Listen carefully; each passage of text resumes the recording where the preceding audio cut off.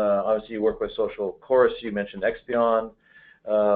Sort of why you choose who you work with, I guess, is sort of, and how you're choosing tools. What's the process you're using to evaluate tools?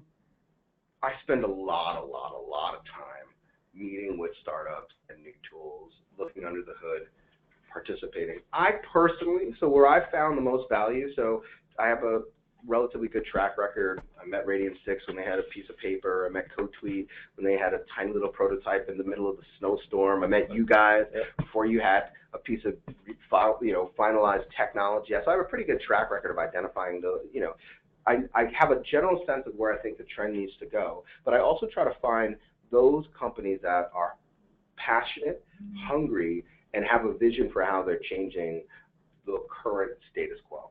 And I would prefer to work with startups or earlier stage companies where I can help shape the roadmap as I see my needs evolving than necessarily mature companies. So for me, it's more important to be able to be a co-partner in creating what that future looks like, because we understand our consumer needs, we understand our challenges, and because they're changing at such a fast pace, I think that you need to constantly be reevaluating. So for me, that's personally how I choose it. Some people don't have that same appetite.